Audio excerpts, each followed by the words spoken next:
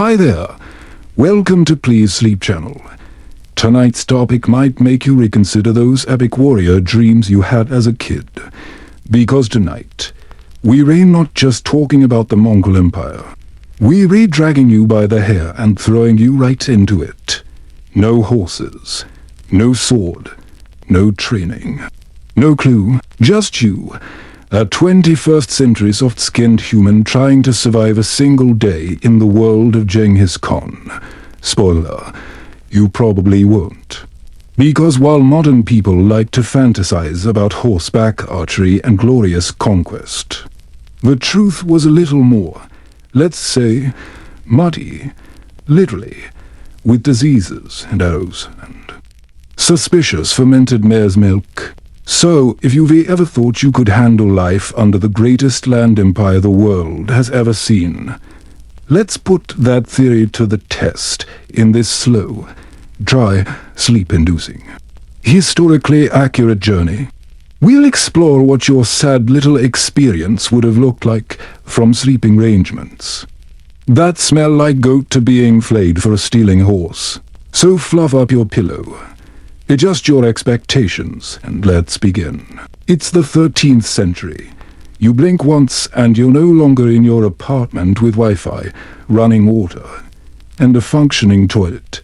You're standing on a massive, endless plain that smells like horse sweat and history. This is the Mongolian steppe. And you're already in deep, deep trouble. There's wind cutting across your face like a frozen slap, and the grass under your feet feels like someone forgot to invent pavement. You're cold, you're hungry, you're completely unprepared. Your jeans and hoodie are a joke here. You need a dealer traditional Mongol robe made of thick wool and heavy boots, not your damp sneakers with a hole in the toe. The sky above you is brutally open. No buildings, no trees, no escape. Just grass and sky and wind that feels like it is trying to push you back to the 21st century. But it won't.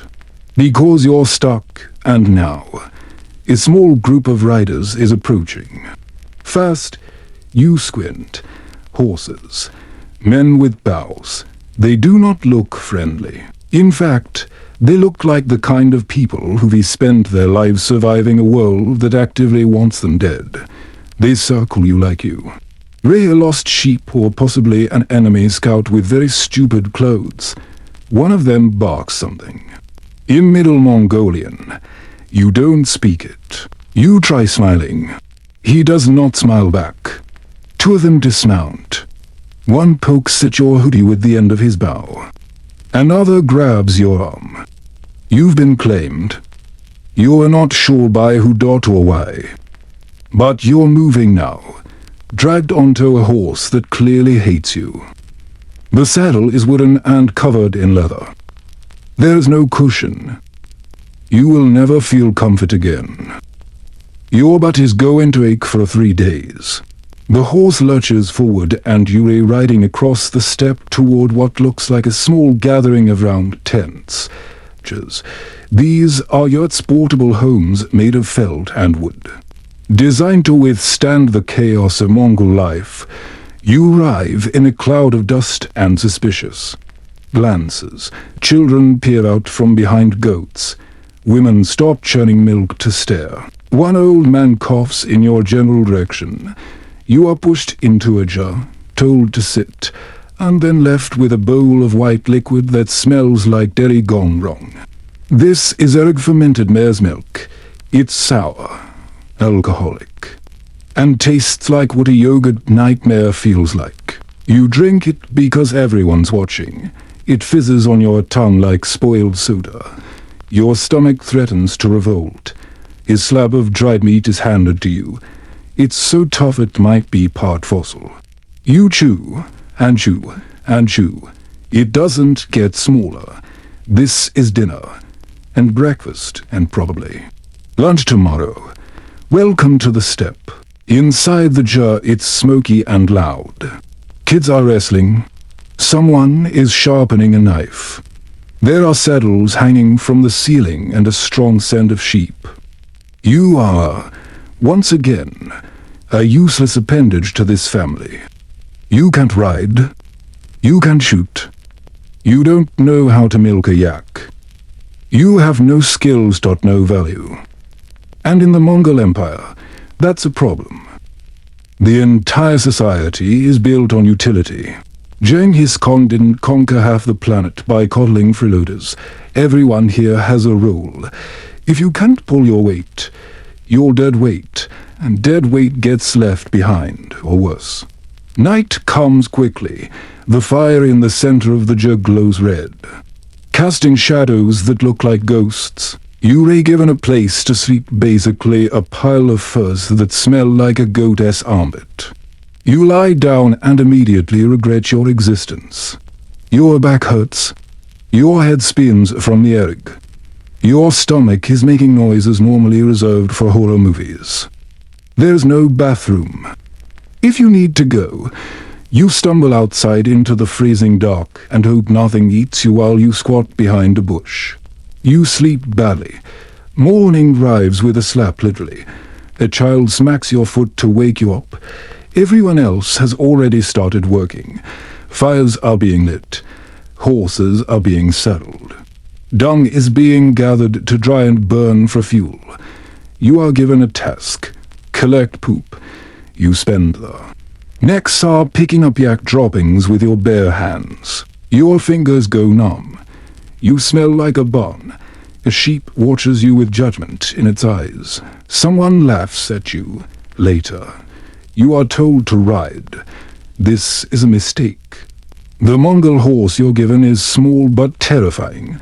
It knows you're a tourist. You grip her. Reins wrong. Bounce like a sack of potatoes and fall off within 10 seconds. You land in a puddle of something wet and probably alive. Your pride dies a little. The child who woke you up earlier throws a piece of dung at your face. You do not dodge. The day drags on. You try to help with milking, but get kicked by a cow.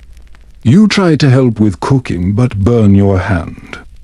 You try to help with cleaning and knock over a saddle rack. Eventually, you're told to sit down and stop being in the way. That's probably the most useful thing you've done so far. As the sun sets, the air cools and the camp gathers. Someone plays a Morin core, the horse head fiddle, and sings a mournful tune about lost battles and winter storms. You almost forget that you're wearing poop-stained jeans. The stars above are clearer than you've ever seen. For a moment, it feels magical. Then someone brings up the neighboring tribe stealing horses last week. There's talk of raiding them, payback. You realize you might get dragged into a conflict you don't understand, for people who don't trust you, over animals you can't even ride. Before bed, one of the elders tries to explain the Mongol legal code. It's brutal. Steal a horse, death. Lie to a commander, flogging. Desert your unit. You better start digging your own grave. The system runs on fear, honor, and practical efficiency. There is no democracy. There is Genghis. And he is not known for forgiveness. You crawl back into your rank pile of furs and try to sleep. But your brain is busy cataloging every way this could go worse. You could freeze. You could starve. You could be conscripted into a war tomorrow. You could be executed for sneezing wrong. And this was just day one. The second day begins before the sun even rises.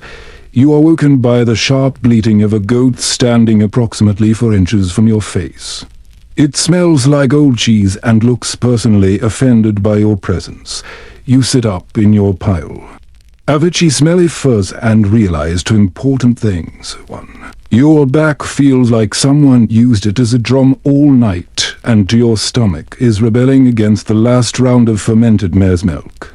You make your way out of the jar with the grace of a wounded turtle, trying not to trip over a saddle or child.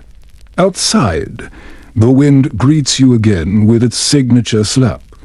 Dry and cold and relentless. The camp is already alive. Fires are being rekindled. Livestock are being herded. Someone is shouting about a missing lamb. A toddler is chewing on a bone. You stand awkwardly, hoping someone tells you what to do. But no one has time for the lost soft skin with no skills. Eventually, one of the older men grunts in your direction and hands you a rope. He points to the horizon where several yaks are grazing, and then to a wooden yoke nearby. You understand the assignment, sort of. You are going to help move water. This, apparently, is your job today. You trudge out into the field, your modern shoes already soaked through from dew and yak drool. The yaks do not like you. They move every time you get close. You try to lead one toward the yoke, and it simply stares at you with 1,000-yard eyes, then sneezes in your face. Half an hour later, you're finally walking beside a heavily loaded animal, wooden buckets sloshing with water, and you discover that this is how Mongol communities survive. Endless small tasks. All exhausting, all necessary. You return to camp soaked, bruised, and with one bucket missing. The yak walked into a ditch. Nobody seems surprised. You are sent away from the water job. Your new assignment is firewood, except there are no trees here. None. Welcome to the treeless steppe. So how do they make fires? Easy. Dung. Dried animal dung.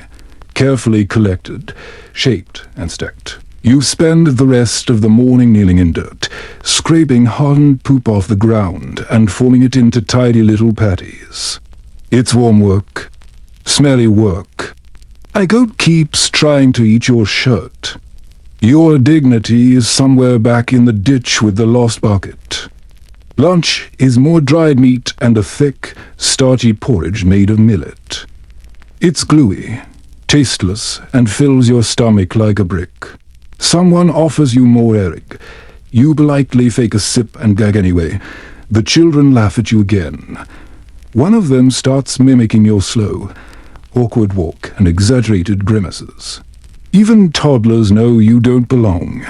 After the meal, the men of the camp begin checking their bows and arrows. You watch closely.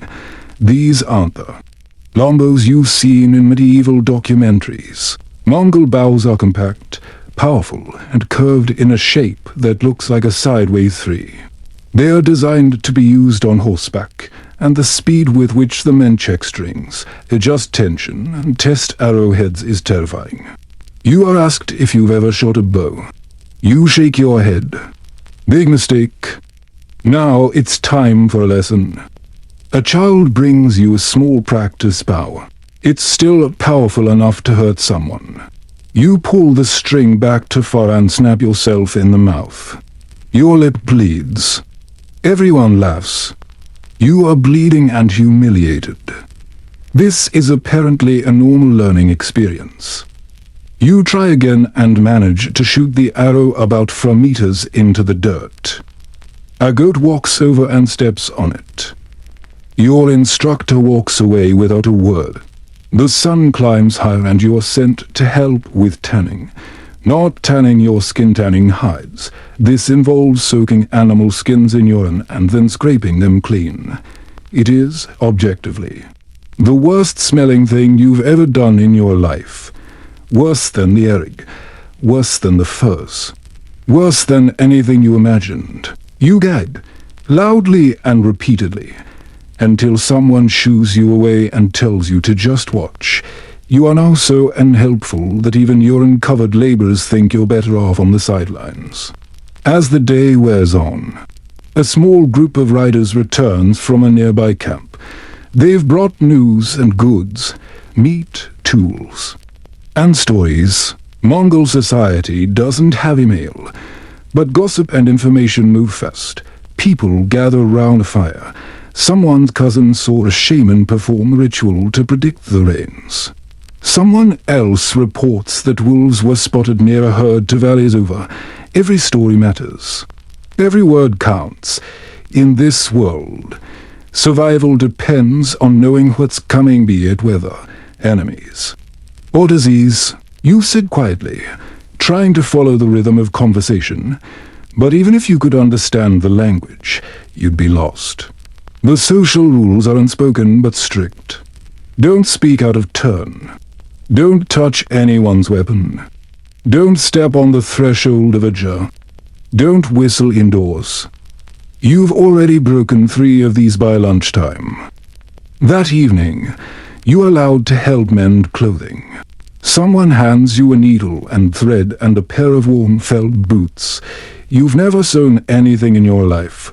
You poke your finger twice before threading the needle. You create what can only be described as a Frankenstein monster of uneven stitches. The woman who gave you the boots takes them, looks at them silently, and then begins undoing everything you did. You are thanked with a blank stare. You are no longer surprised. The night grows cold again. You sit near the fire, watching sparks drift upward into a sky full of stars. There is no light pollution, no cars, no sounds except wind, hoofs, and distant howls. It's beautiful, stark. It feels ancient. You begin to understand something not consciously, not clearly, but deeply. This life is not romantic. It's not glorious. It's survival. 1 hour at a time. No rest. No pause. No comfort. Just wind and animals and work that never ends. You fall asleep with the smell of smoke in your hair and blisters on your hands. Curled into yourself, still wearing half-damp clothes. Your body is exhausted. Your mind is fraying. And the worst part is, no one here thinks any of this is unusual. This is just life. You wake up on the 3rd day sore in places you didn't know had nerves. Your spine feels like it's been reassembled wrong. Your hands are blistered, cracked, and somehow sticky. Your face is peeling from wine burn. And you have at least 2 bug bites in places that defy biology. There is no alarm clock. Just the heavy stomp of livestock moving past your jaw and the scent of smoke and unwashed humanity in the air. You try sitting up and immediately regret it. Your sleeping furs now smell like the combined breath of 3 animals and last night's dinner, which may or may not have been goat. Outside, the camp is already alive, moving like an organism with 100 legs. No one checks on you.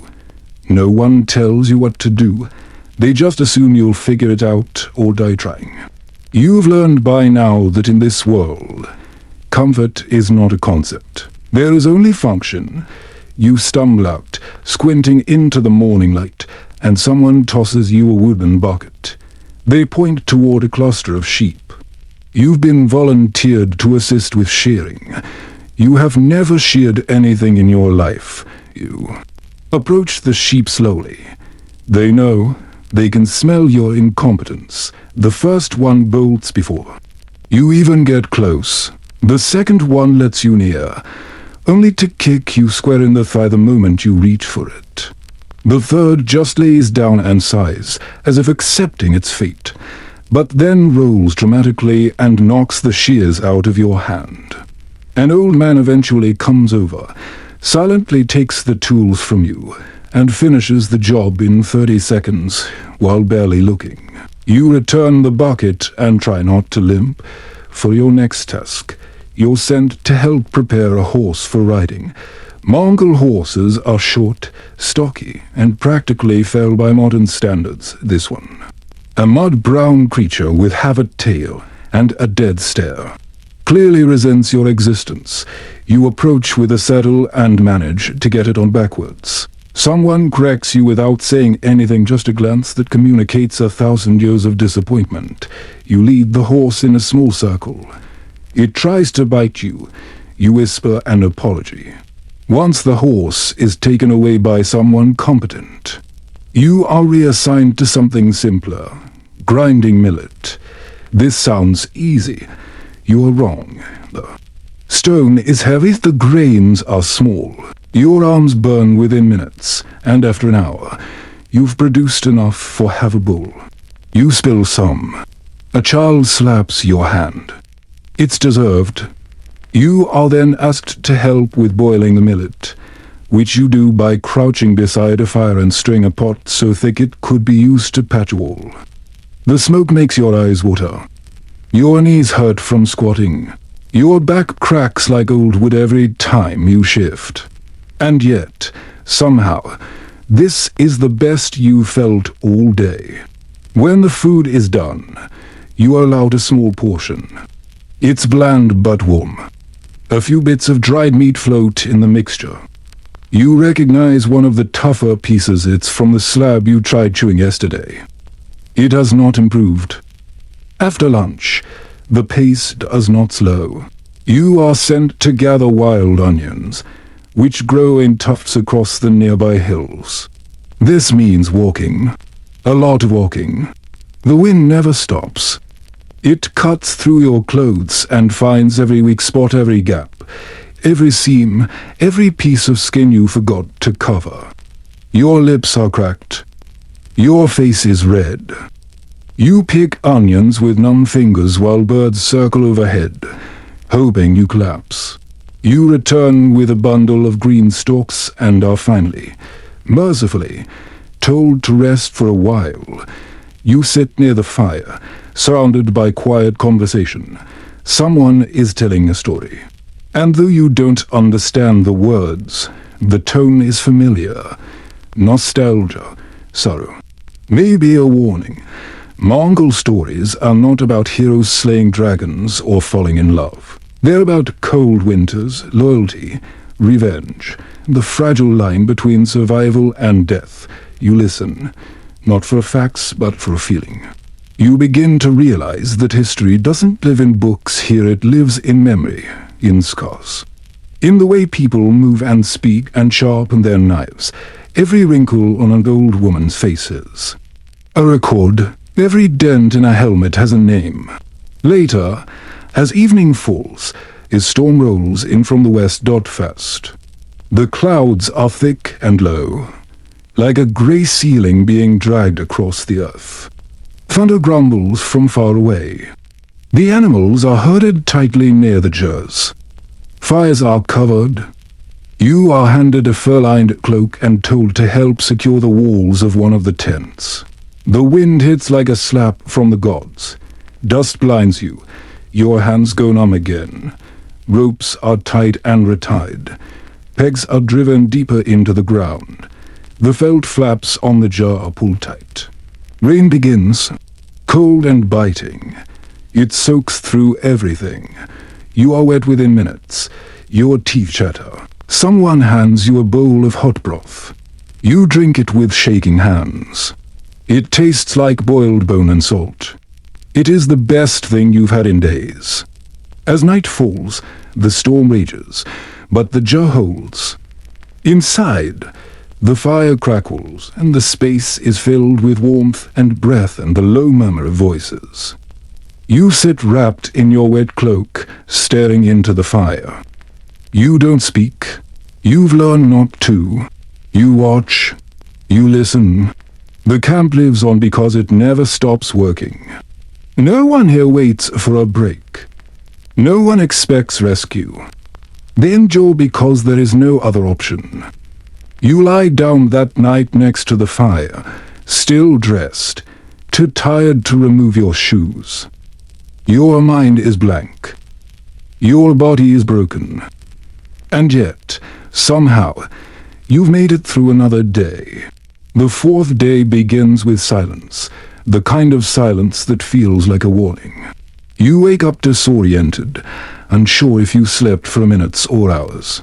Your joints ache from curling up on a hide-covered floor that is somehow both too hard and too soft. The fire in the jar has long since died, and the air is sharp and cold. Outside, the steppe is grey and still. Even the goats seem quieter than usual. You step out and notice people moving with more purpose, their eyes fixed on something far off in the distance. A group of riders is assembling. You recognize some of the faces now, one of the men who taught you how not to die while collecting. Dung, the woman who fixed your terrible sewing attempt. The boy who keeps hitting you with sticks for fun. They are fastening quivers, adjusting saddles, checking strips. No one smiles. You try to stay out of the way. You've learned to be furniture. Useful only when needed, ignored the rest of the time. A man brushes past you, and you catch a glimpse of what he's carrying: extra arrows. Not for practice. Real ones, barbed and meant to tear. A second man ties a pouch to his belt. You think it's food, but then he opens it, and you see iron caltrops. This is not a hunting party. This is preparation, and no one is telling you what for. You are handed a bundle of supplies and told to bring them to the tethered horses. You obey. You no longer ask questions. Your fingers fumble with the straps. You almost trip over a sleeping dog. When you look up, two of the riders are already gone. Galloping toward the horizon, the rest follow soon after. Within minutes, the camp feels thinner, emptier. The energy has shifted. Even the animals are nervous. You return to your spot near the cook fire. No one says much. Woman hands you a small knife and a pile of intestines to clean. You try not to gag. This is your contribution now. Cutting, scraping, rinsing. The smell is unspeakable. You get used to it. Or at least, you stop flinching. Someone brings water. It's lukewarm and slightly cloudy. But you drink it anyway. Clean water is not a given here. Nothing is. A child sits beside you and starts sharpening a bone needle on a stone. You want to ask him where the men went, but you know better. He hums a tuneless melody and doesn't look up. Time passes. The clouds begin to thin. The sun peeks through, casting long shadows over the hills. The wind picks up again. Always the wind. You're sent to gather dung again. You thought maybe you had graduated from that job, but no, there is always more dung. And now fewer hands to gather it. You go. You collect. You stack. You return smelling like yesterday's regrets. That evening, fewer people sit around the fire. The conversations are shorter. A goat has gone missing. Someone mentions wolves. You watch as a man quietly checks the perimeter of the camp with a spear. His eyes never stop moving. You realize that this isn't fear, it's routine. Constant alertness is part of the lifestyle. You could be raided. You could lose your livestock. You could lose your family. You learn to live with it. Or you don't after dinner, which is mostly more boiled grain and a few strips of smoked mutton. You are handed a bundle of coarse wool and asked to help twist it into cord. Your hands are clumsy. You keep pulling too hard, breaking the strands. The woman beside you doesn't scold you. She just redoes your work. It's almost worse than being yelled at. The storm from the previous day left deep ruts in the ground. You trip twice just walking from one. You're to another. Your legs are sore. Your boots are wet. And you've started to develop a rash on your ankle that you're trying very hard not to think about. There is no ointment. There are no antibiotics. There is horse grease. And you've already used some. You smell like a saddle. That night, you lie awake listening to the wind howl. The stars are back, sharp and brilliant, but you barely see them. Your eyes are crusted from smoke and exhaustion. You've lost count of how many bruises you have. Your stomach makes sounds like it's negotiating with itself, and in all this discomfort, you begin to understand something new. You are not just surviving the Mongol Empire physically. You are surviving it emotionally. This is a world with no space for uncertainty. You work or you starve. You ride or you fall. You obey or you vanish. There is no middle path. No cushion between you and the consequences. It's relentless. And it's normal.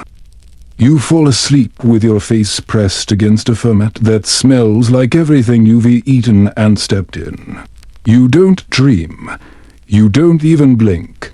You simply shut down, like a machine running out of fuel. By day 5, your body no longer hurts in sharp ways, it just hums with one constant dull ache, like it's given up trying to send specific complaints. You wake up slower now. Not because you're rested, but because exhaustion has replaced your alarm clock. The camp is already moving, again, as always, without pause. You no longer look surprised when someone throws you a task before sunrise. This time, it's repairing saddlebags. They've noticed that you can handle animals or weapons or cooking without creating a minor catastrophe, but sewing crude leather patches onto worn fabric. That's about your speed. So you sit near the fire, stitching slowly, your fingers aching from cold and effort, while the rest of the camp prepares for something bigger. You don't know what. You've stopped asking. The fewer questions you ask, the less likely you are to be volunteered for something involving blood. The boy who mocks you daily has stopped hitting you with sticks. Now, he just watches. Maybe it's boredom, maybe pity, or maybe you've become some kind of community pet, too clumsy to hate, too weak to fear, too pathetic to ignore. Mid-morning, a group of travelers arrives. 5 men on horses, dirty and thin, each wrapped in layers of hide and wool. Their clothes are patched, their expressions unreadable. The moment they dismount, the mood shifts. People greet them, but warily. One man carries a satchel that rattles, trade goods. Another has a bird of prey on his arm, likely a Saker falcon, sharp-eyed and silent. You are told to fetch water for them, and you obey without hesitation. You carry the jugs awkwardly, slipping once on frozen mud, and return to the fire soaked and freezing. The travelers take the water without thanks. You're used to that now. Gratitude is a luxury. Round the fire, stories begin to flow. And though you can't understand the language, you read the tones, tension. Names are spoken with weight. Hands gesture westward. A child is pulled closer to her mother's side.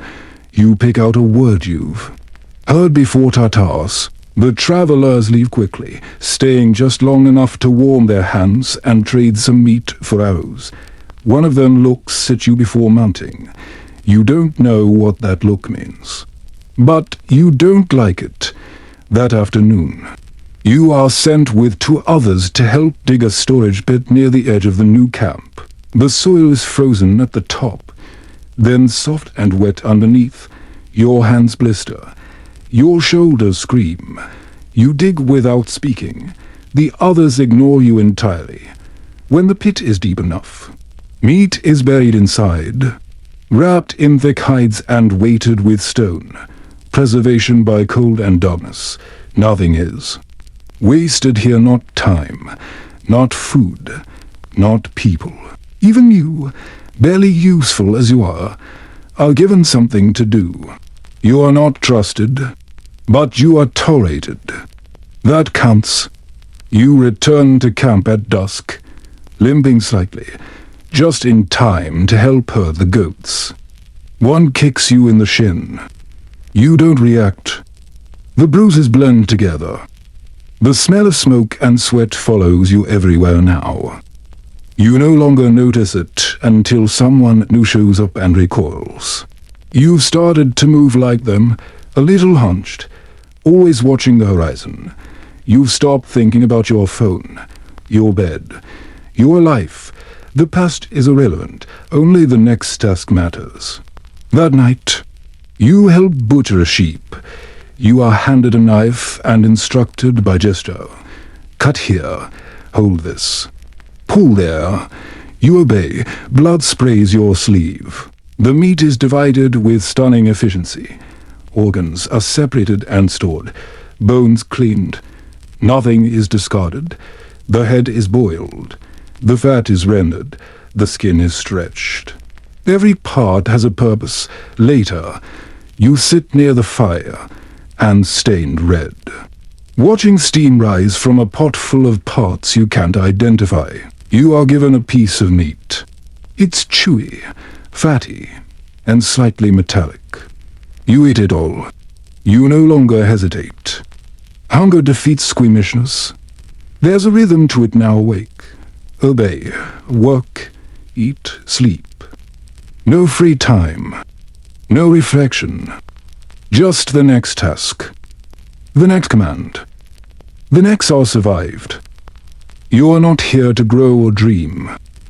You're here to not die. That's the only real goal. In the corner of your eye, you spot one of the elders fixing a broken bough. His fingers move like they've done it 1,000 times. You watch, fascinated, until he notices and barks something at you.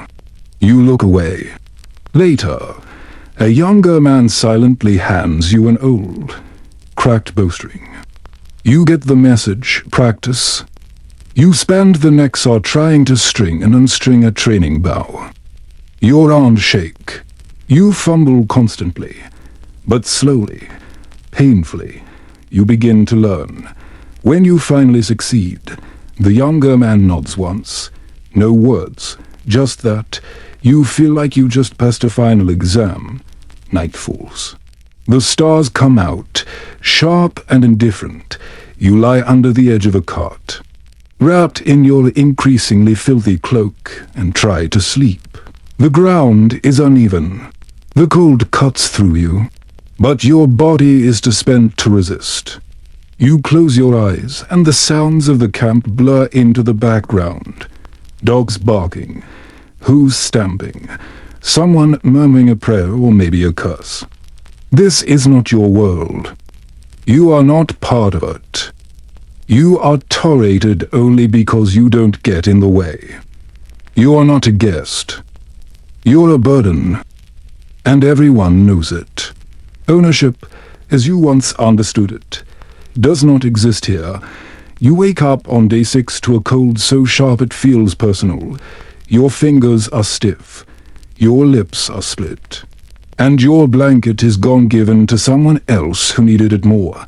That's just how things work. Nothing is yours. Not the food, not the fire, not the tools, not even the clothes on your back, if someone with more authority decides they need them.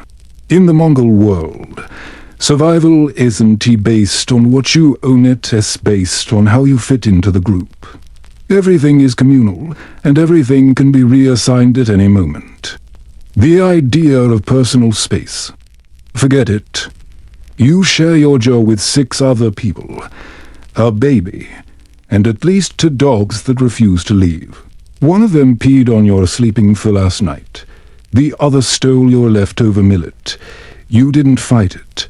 You didn't even raise your voice. You just moved over and pretended you weren't hungry. You're learning. The camp is preparing to move today. You don't ask why. There is no discussion or debate. The decision has been made. Perhaps the grass is better elsewhere. Perhaps danger is coming. Maybe no one knows for sure. But the wagons are being packed, the tents dismantled, the animals rounded up. You are given orders clear. Barked instructions you still barely understand. Roll the felt, stack the poles, tie them tightly. Don't mess this up. You work until your shoulders burn. The wind does not pause. The cold creeps into your bones. Your knuckles crack and bleed. When you stop to wipe your face, someone shouts at you to keep moving. This is not cruelty. This is efficiency. Time is survival. Weakness is expensive. You try to lift a saddle and nearly drop it. A woman half your size takes it from you and carries it like it's nothing. You feel ashamed, then grateful, then numb. Within a few hours, the entire camp is mobile.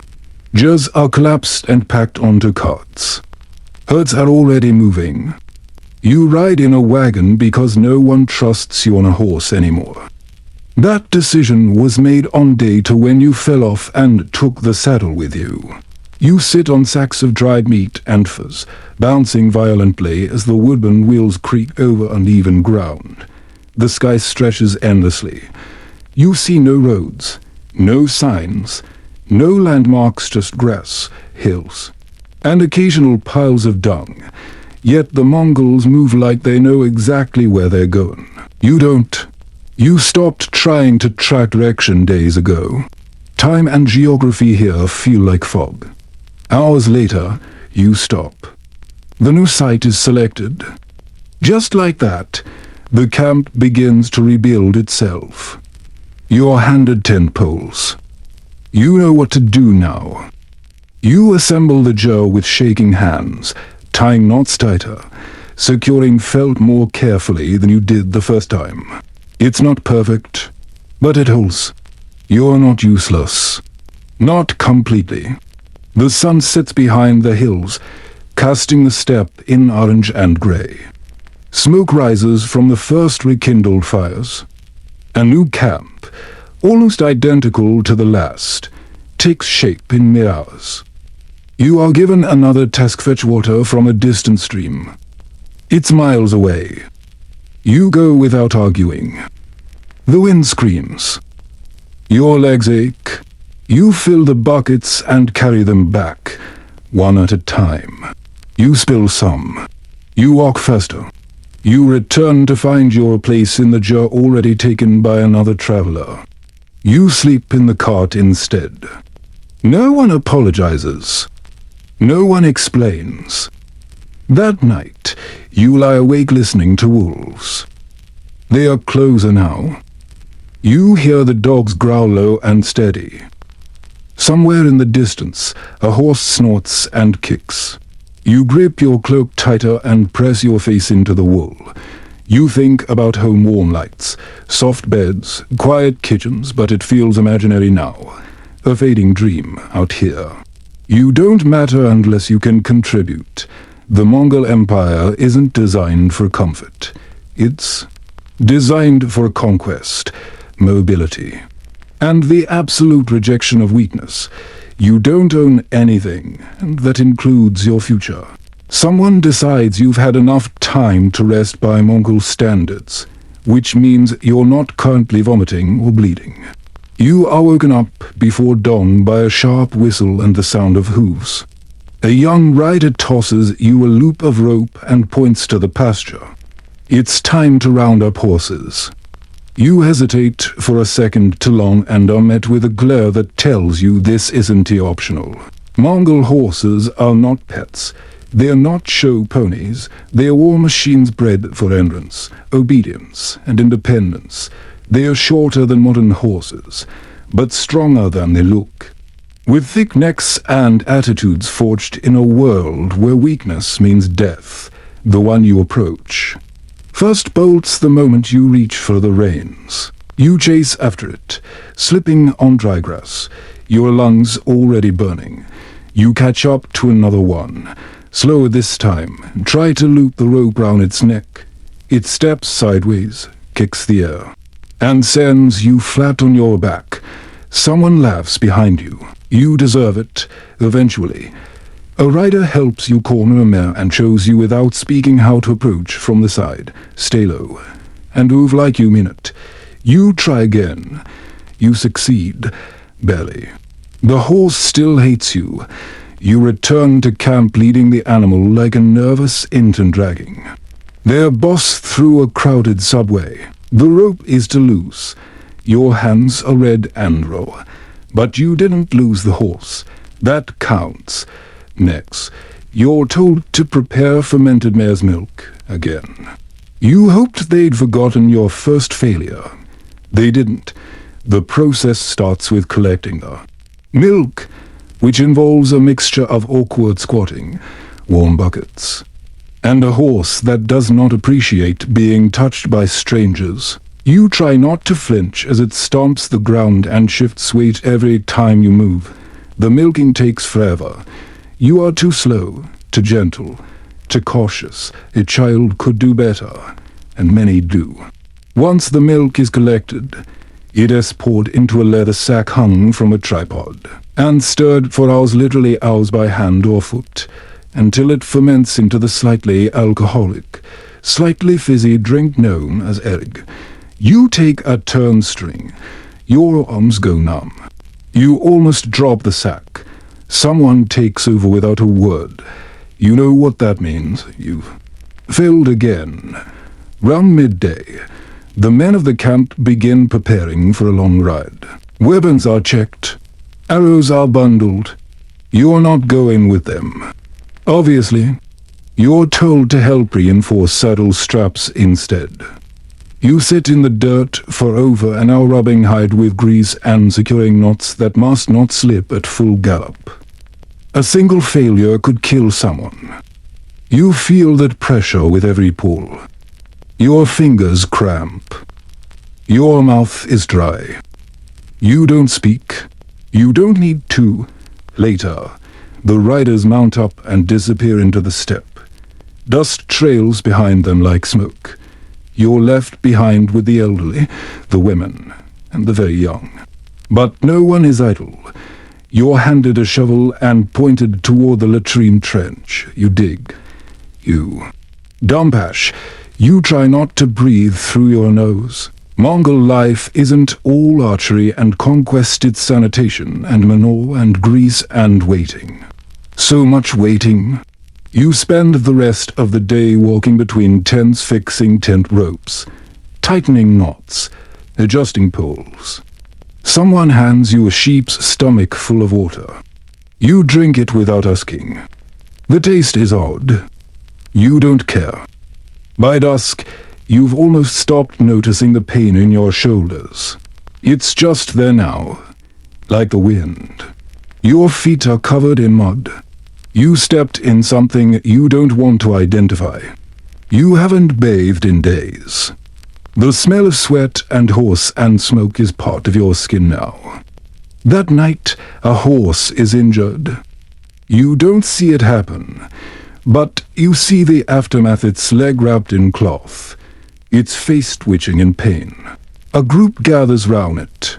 There's debate, serious, low-voiced. You can't follow, but the outcome is clear. The horse will not heal. It will be put down. Not out of cruelty, out of necessity. A horse that cannot run cannot survive here. You watch as the rider, possibly its owner, kneels beside it, pressing his forehead to its muzzle. He says nothing. Then the blade comes out. You look away. Later, the meat is divided and preserved. Even death must serve a purpose. You think about that horse all night. Not because it was killed, but because its value was undeniable. It mattered more than you do. Mongol horses are everything: transportation, warfare, milk, trade, food, labor. You are none of those things. You are barely tolerated. And every time you touch a horse, you prove that. You dream of hooves pounding over your chest. You wake up before dawn. No one tells you what to do. You already know. Begins with your face frozen to the inside of your cloak. You peel it away slowly, skin sticking to the damp wool. Your breath is visible in the air, but there's no snow, just cold, bitter and dry. As if the wind itself was scraping your lungs clean. The sun has barely risen. But people are already working. Firewood is scarce this morning. The last of the dry dung was burned during the night. You're sent to collect more dirt again. By now, your hands are used to sifting through frozen piles of livestock droppings. You're a nose to numb to protest. You don't even flinch when a goat tries to headbutt you off the path. You just keep walking. The world here is flat and endless, but nothing about it is peaceful. The wind makes a sound like distant screaming. Your boots sink into frost-crusted mud. You see movement on the horizon, animals, maybe, or men. It's always hard to tell, and always a little terrifying. You return with a full sack, drop it near the fire pit, and are immediately sent out again, this time to check the perimeter of the camp. You are not being trusted with this. You're being used. No one thinks you're competent enough to defend anything.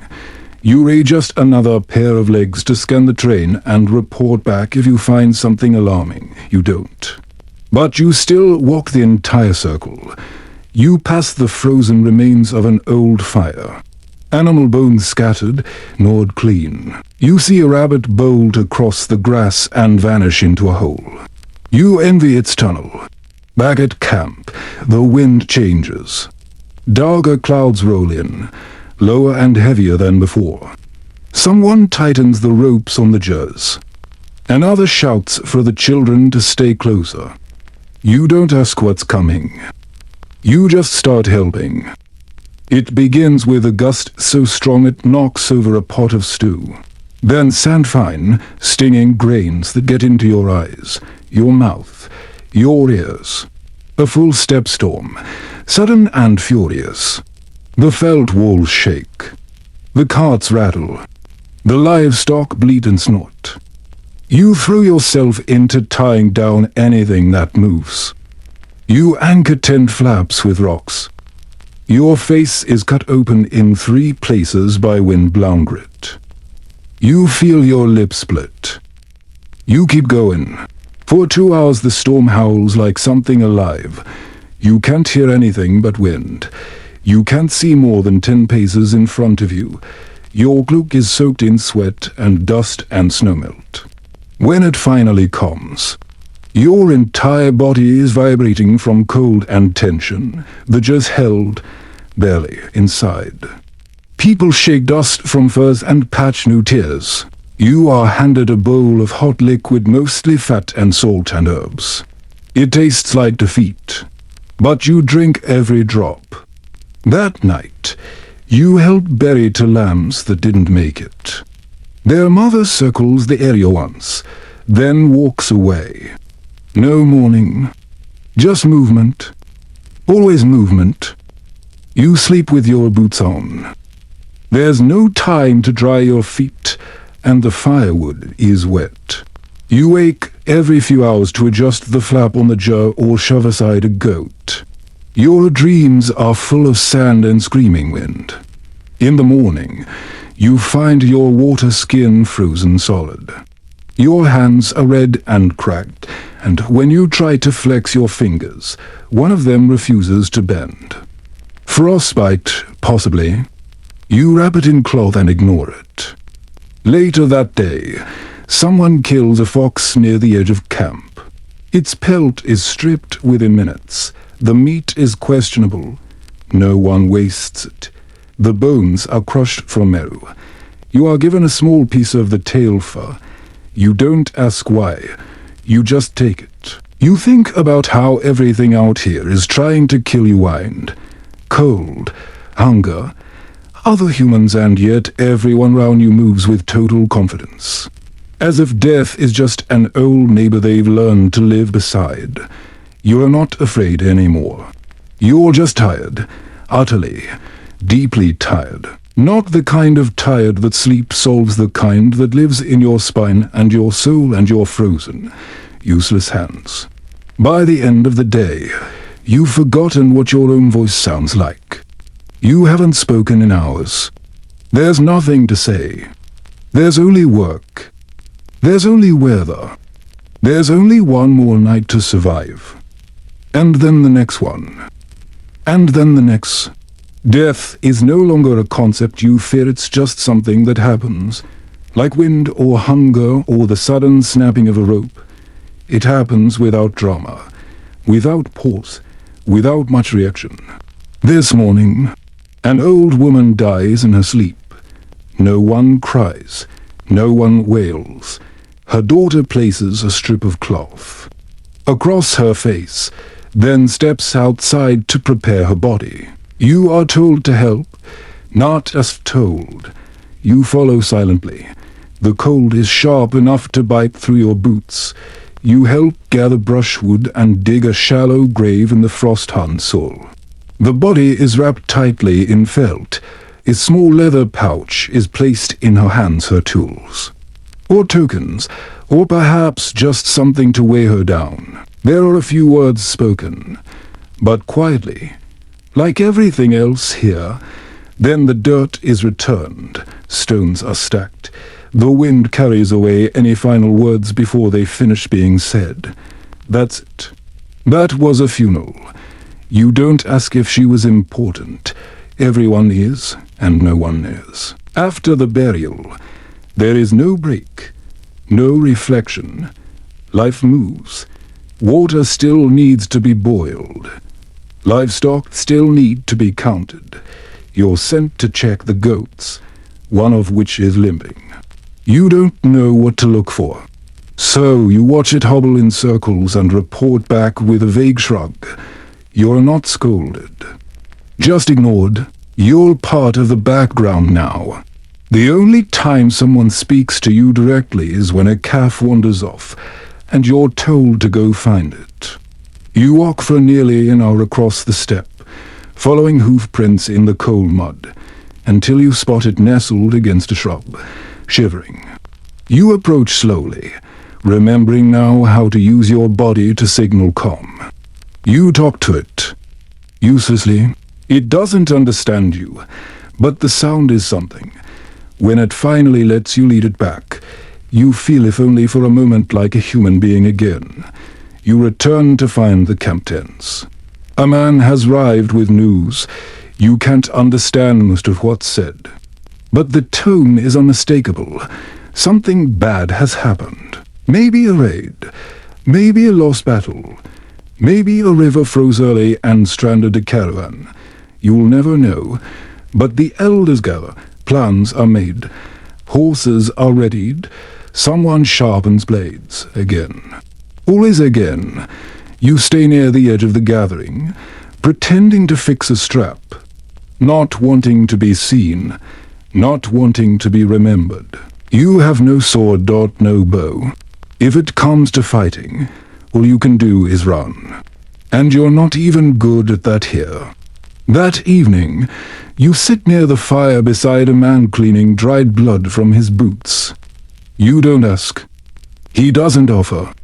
Instead, he passes you a strip of dry meat. You chew it slowly. It tastes like a shandown. You try not to think about whose blood it was. Later, two children begin arguing over a piece of wool. One slaps the other, who cries for exactly 3 seconds before being yanked away by an older sibling. No one comforts him. There's no time. You notice then, no one here is gentle for long. They love each other. Perhaps. But practicality always wins. The world is too harsh for a sentiment, too fast for a softness. That night, you sleep near the cooking fire. Not for warmth, there is little of that left, but because it is the only space not occupied by others. Your spot smells like charred bone and tallow. You close your eyes and try to remember what you're. Hands used to feel like when they were clean. In your dream, you are walking through the steppe barefoot, and your feet leave no prints. You wake to shouting, horses, footsteps, tension. For a split second, your body thinks it's time to run. Then everything goes quiet. Just a false alarm. Maybe a shadow. Maybe nothing, still. Everyone stays awake. You sit up and watch the fire flicker on worn, tired faces. You count the people still here. You notice who's missing. You don't ask where they went. In the Mongol Empire, people vanish sometimes. It doesn't have to be war. It can be cold. It can be starvation. It can be punishment. Or it can be something you never hear about.